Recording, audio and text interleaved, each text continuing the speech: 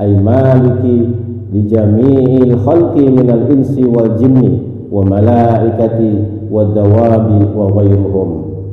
Dan Allah adalah zat yang berhak dipuji dalam segala makhluk, di segala makhluk, oleh semua makhluk, baik dari kalangan al-ins, manusia, wal jin dan jin, malaikat dan malaikat, wad dawab dan binatang melata, wa ghairuhum atau selainnya. Jadi kalau dalam sholat itu kan kita sering nyebut Rabbana lakal hamdu mil'us samawati wa mil'ul ardi wa mil'u ma syi'ta min syai'in ba'd. Rabbana lakal hamd, ya Allah, segala puji bagi Engkau yang pujian-pujian itu memenuhi langit dan bumi. Ya, mil'us samawati wal ardi wa mil'u ma syi'ta min syai'in ba'd, dan pujian-pujian itu memenuhi di luar langit dan di luar bumi. Wa mil'u ma syi'ta min syai'in ba'd, dan pujian-pujian itu sepenuh atau sesuai yang Engkau kehendaki. Ini Allah, ini Rasulullah SAW begitu mengajarkan kepada umatnya untuk banyak dan memperkaya pujian terhadap Allah Subhanahu wa taala. Makanya dalam surat itu, dalam Al-Qur'an itu, memuji itu bukan hanya sekedar alhamdulillah, bertasbih juga memuji, membesarkan nama Allah, Allahu Akbar juga memuji. Ya, kemudian melafadzkan Asmaul Husna, 99 Asmaul Husna itu juga memuji. Karena apa? Di dalamnya sifat-sifat Allah kita tuangkan ke dalam satu bahasa, bahwa sungguh Allah itu maha luar biasa. Ya, Al-Malik, Al-Qudus, As-Salam, Al-Mu'min, Al-Muhaimin dan seterusnya, itu termasuk salah satu pujian, bukan salah satu pujian, termasuk bentuk pujian kita terhadap Allah Subhanahu wa taala dalam covernya apa? Alhamdulillahirabbil alamin. Jadi kalimat alhamdulillahirabbil alamin sungguh mengcover seluruh asma 99 Asmaul Husna yang biasa kita baca. Karena puncak daripada nama-nama baik Allah dan pujian-pujian yang kita lontarkan kepada Allah Subhanahu wa taala sumbernya ada dalam satu kalimat, yakni alhamdu. Ya, dulu ada kisah Nabi Daud tuh pernah lagi duduk tiba-tiba ada Yasru al-Ahmar. Yasru al-Ahmar itu ulet merah itu jalan. Dilihatin tuh sama Nabi Daud. Nabi Daud itu termasuk nabi yang dikaruniai bisa mendengar dan bisa ngomong ya terhadap hewan atau makhluk-makhluk selain manusia. Nabi Daud ini batin, ma yaf'alullahu bihadhihi yasru'il ahmar, apa yang akan dilakukan Allah Subhanahu wa taala terhadap makhluk ini. Itu dilihatin sambil ngerendam, sambil berkata dalam hati, apa maksud Allah Subhanahu wa taala dari penciptaan ulat merah ini. Maka atas izin Allah, Yasru'ul Ahmar itu berkata, qala, ya, dia berkata, ya Daud, ya, indama laylan yuha ilayya an aqulu subhanallah walhamdulillah wa la ilaha illallah huwallahu akbar, wa indama nahara an aqulu Allahumma salli ala Muhammadin nabiyil ummi. Ini jawaban ular. Padahal Nabi Daud ini cuma ngerendam di hati, ini maksudnya apa Allah menciptakan ular ini.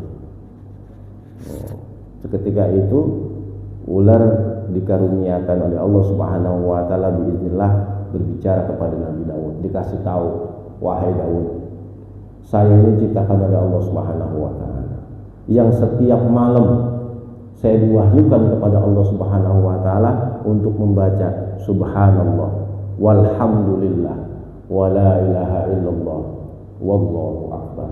Lalu kemudian di antara sebagian siang Allah mewahyukan kepada saya, mengilhami kepada saya untuk saya membaca Allahumma sholli ala Muhammadin nabiyil ummi. Itu ulat merah, Yasru'ul Ahmar. Jadi, kemudian ular itu berkata, kemudian apa yang engkau katakan pada siang hari ini? Ditantang balik. apa yang telah engkau ucapkan pada siang hari ini wahai Daud.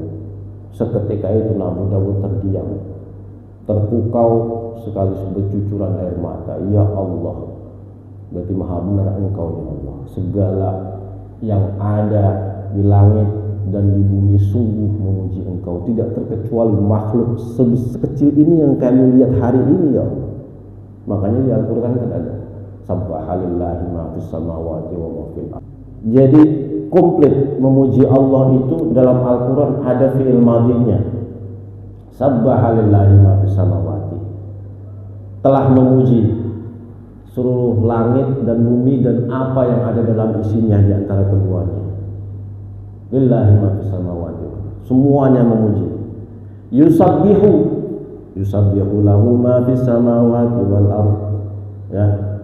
Dan mereka yang telah diciptakan itu akan senantiasa dikasih lagi keterangan oleh Allah Subhanahu wa taala, yusabbihu, dan mereka terus akan memuji. Fi'il mudhari' terus continue. Fi'il madhi telah, mereka telah memuji. Langit dan bumi dan segala isinya telah memuji. Setelah mereka telah memuji, yusabbihu lillahi ma fis samawati, dan mereka tetap akan terus memuji. Dua surat yang berbeda.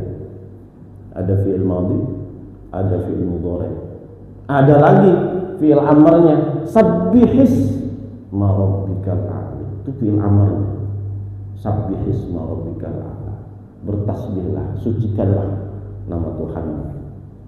Masdarnya apa? Komplit nih Al-Quran. Itu dasarnya Al-Quran. Bentuk masdarnya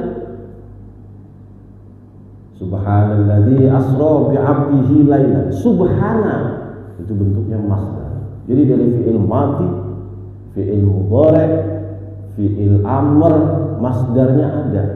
Tuh. Semua itu dijelaskan oleh Allah Subhanahu wa taala. Semua langit dan bumi, baik itu telah, baik itu setelah telah, terus memuji, dijelaskan oleh Allah Subhanahu wa taala. Nah, kita manusia bagaimana? Maksudnya kan begini. Kita ini sejauh mana memuji Allah Subhanahu wa taala? Makanya memuji Allah Subhanahu wa taala dalam keadaan apapun. Termasuk bagaimana ketika kita melihat laler, semut, melihat orang miskin, melihat orang kakinya patah, melihat orang yang kaya kayak miskin kayak, semua tetap kita kembalikan pujian kepada Allah Subhanahu wa taala. Bahwa ada orang yang miskin, yang taat ibadah, kita puji.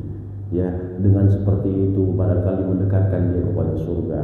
Ada orang kaya yang jauh daripada ibadah, ya Allah, memang kau takdirkan dia kaya, tapi tidak kau berikan hidayah ya untuk bagaimana dekat denganmu. Semua kita puji.